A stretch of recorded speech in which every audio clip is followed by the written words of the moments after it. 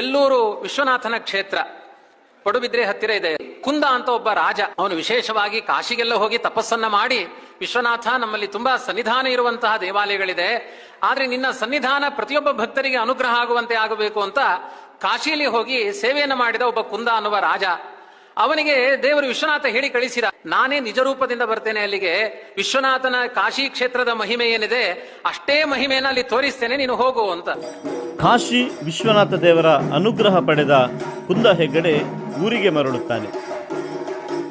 ಅದೇ ಕಾಲಘಟ್ಟದಲ್ಲಿ ಬುಡಕಟ್ಟು ಜನಾಂಗದ ಮಹಿಳೆಯರವಳು ತನ್ನಿಂದ ಅಗಲಿರುವ ತನ್ನ ಮಗನಿಗಾಗಿ ಹುಡುಕಾಟದಲ್ಲಿರುತ್ತಾಳೆ. ಒಂದು ದಿವಸ ಆಕೆ ಕಾಡಿಗೆ ಅಣಬೆ ತೆಗೆಯಲೆಂದು ಹೋದಾಗ ಅಲ್ಲಿ ಅಣಬೆ ಕಂಡು ತನ್ನ ಕೈಯಲ್ಲಿರುವ ಕತ್ತಿಯಿಂದ ಅಣಬೆಗೆ ಕುಕ್ಕುತ್ತಾಳೆ. ಅಣಬೆಯಿಂದ ರಕ್ತ ಮೇಲೆ ಚಿಮ್ಮುತ್ತದೆ.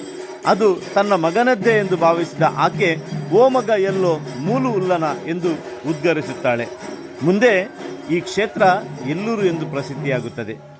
ಬುಡಗಟ್ಟು ಜನಾಂಗದ ಮಹಿಳೆಯ ಮೂಲಕವಾಗಿ ಕಾಶಿಯಿಂದ ಬಂದ ವಿಶ್ವನಾಥ ದೇವರು ಪ್ರಕಟಗೊಂಡ ಸ್ಥಳ ಇದು. ಸ್ವಯಂಭೂ ಲಿಂಗ ಇರುವಂತಹ ಎಲ್ಲೂರು ಕ್ಷೇತ್ರ. ಬುಡಕಟ್ಟು ಮಹಿಳೆಯ ಮೂಲಕವಾಗಿ ಪ್ರಕಟಗೊಂಡ ದೇವರು ಎಂಬ ಪ್ರತೀತಿಗೆ ಪೂರಕವಾಗಿ ಪ್ರತಿ ವರ್ಷ ಜಾತ್ರಾ ಮಹೋತ್ಸವದ ಬಲಿ ಹೊರಡುವ ದಿನ ಎಲ್ಲೂರು ಗುತ್ತಕಾಡುವಿನಿಂದ ಕೊರಗ ಸಮುದಾಯದ ಜನರು ಈ ಕ್ಷೇತ್ರಕ್ಕೆ ಡೋಲು ಬಡಿಯುತ್ತಾ ಹೊರೆ ಕಾಣಿಕೆಯನ್ನು ಸಮರ್ಪಿಸುವ ಸಂಪ್ರದಾಯ ಇಂದಿಗೂ ಚಾಲ್ತಿಯಲ್ಲಿದೆ.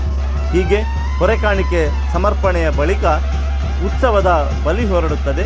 ಉತ್ಸವದ ಬಲಿ ಹೊರಟು ಮೇಷ ಸಂಕ್ರಮಣದಂದು ಧ್ವಜಾರೋಹಣ ನಡೆಯುತ್ತದೆ. ಮೇಷ ಸಂಕ್ರಮಣದ ತರುವಾಯ 4 ಅಥವಾ 5ನೇ ದಿವಸ ಜಾತ್ರಾ ಮಹೋತ್ಸವ ಸಂಪನ್ನಗೊಳ್ಳುತ್ತದೆ. ಇದು ಎಲ್ಲೂರು ಶ್ರೀ ವಿಶ್ವೇಶ್ವರ ದೇವರ ಸನ್ನಿಧಾನದ ಸಂಕ್ಷಿಪ್ತ ಪರಿಚಯ. ಈ ಬಾರಿ ಎಲ್ಲೂರು ವಿಶ್ವೇಶ್ವರ ದೇವಸ್ಥಾನದ ಜಾತ್ರಾ ಮಹೋತ್ಸವ ಏಪ್ರಿಲ್ 19ನೇ ತಾರೀಕಿಗೆ ನಡೆಯಲಿದ್ದು ತಮಗೆಲ್ಲರಿಗೂ ಪ್ರೀತಿಪೂರ್ವಕ ಸ್ವಾಗತ.